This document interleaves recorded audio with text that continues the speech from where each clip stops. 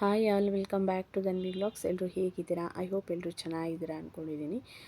Thursday morning ಸ್ವಲ್ಪ ಬೇಗನೆ ಎದ್ದು ಪೂಜೆ ಮಾಡಬೇಕು. ಸೊ ಹಾಗಾಗಿ ಸಿಂಪಲ್ಲಾಗಿ ರಂಗೋಲಿ ಹಾಕಿ ಪೂಜೆಗೆಲ್ಲ ರೆಡಿ ಮಾಡಿ ಇಟ್ಕೊಂಡಾದ ತಕ್ಷಣ ಫಸ್ಟು ಬಿಸಿನೀರು ಕಾಯಕ್ಕೆ ಇಟ್ಬಿಡ್ತೀನಿ ಕುಡಿಯೋದಕ್ಕೆ.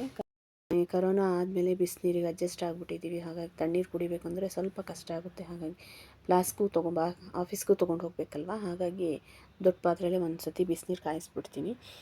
ಅದಾದಮೇಲೆ ನಾನು ಸ್ವಲ್ಪ ಇಲ್ಲಿ ಇನ್ಸ್ಟೆಂಟಾಗಿ ರವೆ ಇಡ್ಲಿ ಮಾಡೋಣ ಅಂಥೇಳಿ ಕರಿಬೇವಿನ ಸೊಪ್ಪು ಮತ್ತು ಹಸಿಮೆಣ್ಸಿನ್ಕಾಯಿನ ಸಣ್ಣದಾಗಿ ಹೆಚ್ಚಿಟ್ಕೊತಾ ಇದ್ದೀನಿ. ನಾನು ಯೂಶ್ವಲಿ ನಾಳೆ ಏನು ಮಾಡೋದು ಟಿಫನ್ನು ಅಂಥೇಳಿ ಹಿಂದಿನ ದಿನವೇ ಸ್ವಲ್ಪ ಏನಾದರೂ ಮಾಡೋಣ ಅಂತ ಪ್ಲ್ಯಾನ್ ಮಾಡ್ಕೊತೀನಿ. ಇಲ್ಲಾಂದರೆ ಏನಾದರೂ ಪಲಾವ್ ಆ ಥರ ಏನಾದರೂ ಮಾಡೋದಿದ್ದರೆ ಸ್ವಲ್ಪ ಕಟಿಂಗ್ ಕೆಲಸ, ಚಾಪಿಂಗ್ ಇದ್ದರೆ ಮಾಡಿಟ್ಕೋತೀನಿ. ಯೂಶ್ವಲಿ ನಿನ್ನೆ ಏನು ಪ್ರಿಪ್ರೇಷನ್ ಮಾಡ್ಕೊಳ್ಳಿಲ್ಲ ಮತ್ತು ಏನು ಮಾಡೋದು ಅಂತಲೂ ಅಷ್ಟಾಗಿ ಥಿಂಕ್ ಮಾಡಲಿಲ್ಲ. ಸೊ ಬೆಳಗ್ಗೆ ಎದ್ದ ತಕ್ಷಣ ಅದರಲ್ಲೇ ಸ್ವಲ್ಪ ಟೈಮ್ ಹೋಗ್ಬಿಡ್ತು ಏನು ಮಾಡೋದು ಅಂತೇಳಿ. ಸೊ ಇದು ಆದರೆ ಸ್ವಲ್ಪ ಒಂದು 20 ನಿಮಿಷ ಅರ್ಧ ಗಂಟೆಲಿ ಆಗೋಗುತ್ತೆ. ಇನ್ಸ್ಟೆಂಟ್ ಇಡ್ಲಿ ಅಲ್ವಾ, ಸರಿ ಹಾಗಾಗಿ ಅದಕ್ಕೋಸ್ಕರ ರೆಡಿ ಮಾಡ್ಕೊತಾ ಇದ್ದೀನಿ. ಇದಕ್ಕೆ ಏನಿಲ್ಲ, ಸಿಂಪಲ್ಲು ಒಗ್ಗರಣೆ ಹಾಕಿ ಒಂದು 20 ನಿಮಿಷದಲ್ಲಿ ಆಗೋಗ್ಬಿಡುತ್ತೆ. ಜಾಸ್ತಿ ಏನು ಕೆಲಸ ಇರಲ್ಲ. ನಾನಿಲ್ಲಿ ಒಂದು ಪ್ಯಾನ್ಗೆ ಒಂದು 2 ಸ್ಪೂನ್ ತುಪ್ಪ ಹಾಕ್ಕೊಂಡು ಸ್ವಲ್ಪ ಗೋಡಂಬಿನ ಬ್ರೌನ್ ಕಲರ್ ಬರೋವರೆಗೂ ಫ್ರೈ ಮಾಡ್ಕೊತೀನಿ.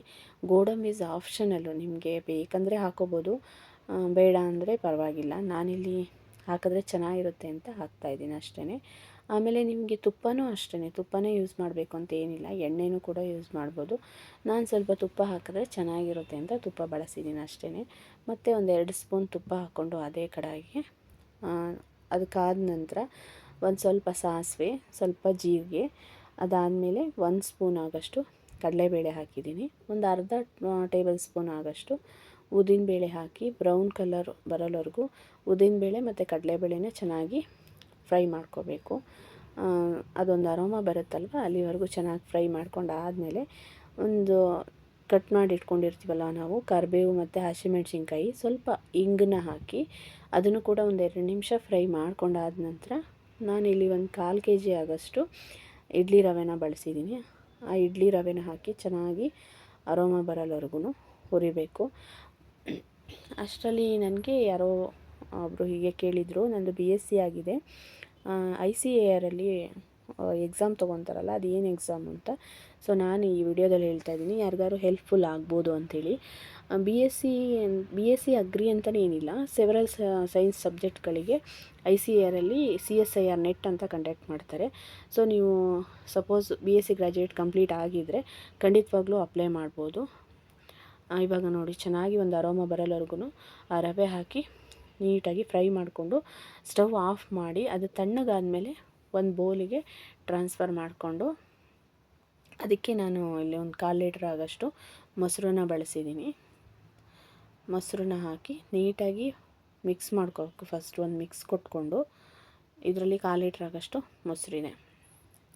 ಅದಕ್ಕೆ ಮಿಕ್ಸ್ ಆದಮೇಲೆ ಅದಕ್ಕೆ ಸ್ವಲ್ಪ ಉಪ್ಪು, ಒಂದು ಚಿಟಿಕೆ ಅಡುಗೆ ಸೋಡಾ ಮತ್ತು ಏನು ಕಟ್ ಮಾಡಿರ್ತೀವಲ್ಲ ಕೊತ್ತಂಬರಿ ಸೊಪ್ಪನ್ನು ಮಿಕ್ಸ್ ಮಾಡಿ, ಅದಾದಮೇಲೆ ಮತ್ತೆ ಅಗತ್ಯ ಇದ್ದಷ್ಟು ನೀರನ್ನು ಬಳಸಿ ಇಡ್ಲಿ ಹಿಟ್ಟನ್ನು ಅದಕ್ಕೆ ಕಲಸಿ ಒಂದು 20ರಿಂದ 25 ನಿಮಿಷ ಇಟ್ಟರೆ ಸಾಕಾಗುತ್ತೆ. ನಾನು ಇದೆಲ್ಲ ರೆಡಿ ಮಾಡಿ ಇಟ್ಕೊಂಡು ಇನ್ನೇನು ಪೂಜೆಗೆಲ್ಲ ರೆಡಿ ಮಾಡಿ ಇಟ್ಟಿದ್ದೀನಲ್ವ, ಸೊ ದೀಪ ಎಲ್ಲ ಅಂಟಿಸಿ ಪೂಜೆ ಮಾಡ್ಕೊಂಡು ಬರೋಷ್ಟರಲ್ಲಿ ಇದು ರೆಡಿಯಾಗಿರುತ್ತೆ.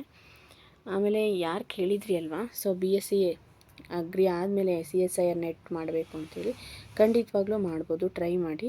ಇದಕ್ಕೆ ನನಗನ್ಸೋ ಪ್ರಕಾರ ಎಲಿಜಿಬಿಲಿಟಿ ಕ್ರೈಟೀರಿಯಾ ಇದೆ. ಜನರಲ್ ಕ್ಯಾಟಗರಿ ಆಗಿದರೆ ಸಪೋಸ್ ನೀವು 55 ಮಾರ್ಕ್ಸ್ ಅಂದರೆ BScಲಿ ಅಗ್ರಿಗೇಟ್ ಮಾರ್ಕ್ಸು 55 ಆಗಿರಲೇಬೇಕು. ಅದರ್ವೈಸ್ ರಿಸರ್ವ್ಡ್ ಕ್ಯಾಟಗರಿ ಏನಾದರೂ ಇದ್ದರೆ ಅವರಿಗೆ 50% ಮಾರ್ಕ್ಸ್ ಇದು ಮಾಡಿದ್ದಾರೆ. ಅದಕ್ಕೆ ನೀವು ಯಾರಾದರೂ ಟ್ರೈ ಮಾಡ್ತೀರಾ ಅಂದರೆ ಖಂಡಿತವಾಗ್ಲೂ ಟ್ರೈ ಮಾಡಿ. ಸೊ CSIR ನೆಟ್ಟು ಸಪೋಸ್ ನಿಮಗೆ ಕ್ಲಿಯರ್ ಆದರೆ ತುಂಬ ಅಗ್ರಿಕಲ್ಚರ್ ಇನ್ಸ್ಟಿಟ್ಯೂಟ್ಗಳು ಅಂಡರಲ್ಲಿ ನೀವು ಕೆಲಸ ಮಾಡ್ಬೋದು. ಅದಾದಮೇಲೆ ನೀವು PhD ಮಾಡೋಕ್ಕೂ ಅಥವಾ ಮಾಸ್ಟರ್ಸ್ ಮಾಡೋಕ್ಕೂ ಇನ್ಸ್ಟಿಟ್ಯೂಟ್ ಕಡೆಯಿಂದನೇ ಅದಕ್ಕೆ ಹೆಲ್ಪ್ ಮಾಡ್ತಾರೆ. ಯಾವ ಇನ್ಸ್ಟಿಟ್ಯೂಟ್ ಅಂದರೆ ನೀವು ವರ್ಕ್ ಮಾಡೋ ಡಿಪೆಂಡ್ಸ್ ಅಪಾನ್ ಇನ್ಸ್ಟಿಟ್ಯೂಟ್ ಮೇಲೆ ಹೋಗುತ್ತೆ. ಖಂಡಿತವಾಗ್ಲೂ ಟ್ರೈ ಮಾಡಿ. ಮತ್ತು ಮೆಟೀರಿಯಲ್ಸ್ ಕೂಡ ಆರಾಮಾಗಿ ಸಿಗುತ್ತೆ, ಅದಕ್ಕೆ ರಿಲೇಟೆಡ್ ಮೆಟೀರಿಯಲ್ಸು ತೊಗೊಂಡು ಚೆನ್ನಾಗಿ ಸ್ಟಡಿ ಮಾಡಿ. ಯಾರಾದರೂ ಮಾಡೋರಿದ್ದರೆ ಖಂಡಿತವಾಗ್ಲೂ ಟ್ರೈ ಮಾಡಿ. All the best. ಸರಿ, ಅಷ್ಟರಲ್ಲಿ ನಾನು ಪೂಜೆಗೆಲ್ಲ ರೆಡಿ ಮಾಡಿಟ್ಟಿದ್ನಲ್ಲ, ದೀಪನ ಅಂಟಿಸ್ಕೊಂಡು ಇವಾಗ ಪೂಜೆ ಮಾಡಿಬಿಟ್ರೆ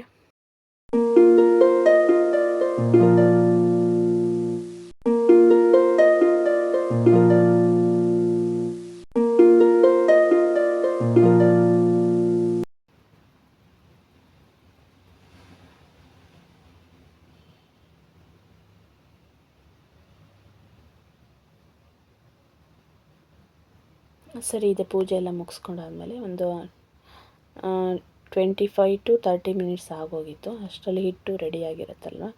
ಸೊ ಇದಕ್ಕೆ ಮತ್ತೆ ನಾನೇನು ಮಾಡ್ತೀನಿ ಅಂದರೆ ಸ್ವಲ್ಪ ತುಪ್ಪ, ಏನು ನೀವು ತುಪ್ಪ ಅಥವಾ ಎಣ್ಣೆ ಏನು ಬೇಕಾದರೂ ಬಳಸ್ಬೋದು. ಈಗ ಇಡ್ಲಿ ಪಾತ್ರೆಗೆ ನೀಟಾಗಿ ಒಂದು ಸತಿ ಮಿಕ್ಸ್ ಮಾಡ್ಕೋಬೇಕು. ಏನಾದರೂ ನಿಮಗೆ ಒಂಚೂರು ನೀರು ಬೇಕು ಅನ್ಸಿದ್ರೆ ಹಾಕ್ಕೊಳ್ಳಿ.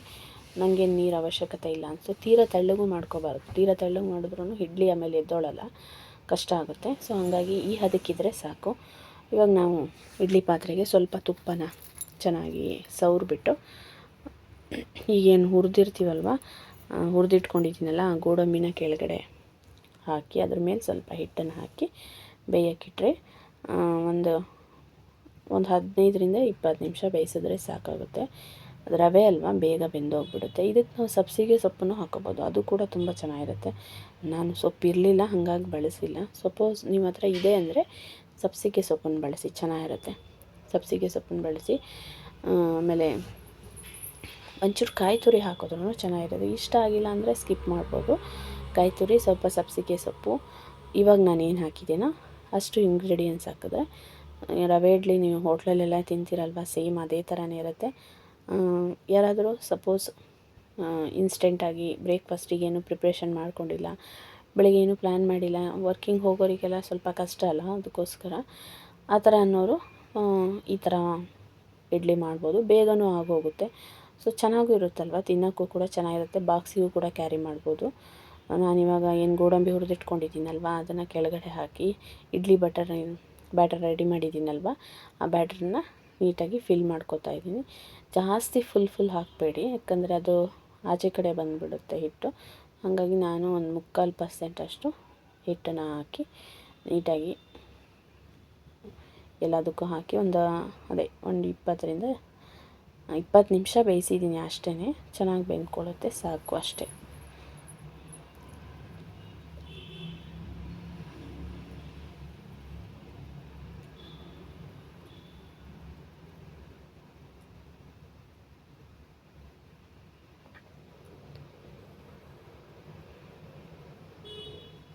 ಇವಾಗ ನೋಡಿ 20 ನಿಮಿಷ ಬೇಯಿಸಿದ್ದೀನಿ.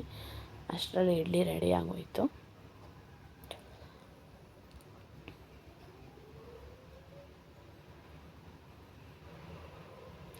ನಾನು ಅಂದ್ಕೊಂಡೆ ಅರ್ಜೆಂಟಲ್ಲಿ ಹಾಕಿದ್ನಲ್ವ ಹೆಂಗೆ ಬರುತ್ತೋ ಏನೋ ಅಂತ.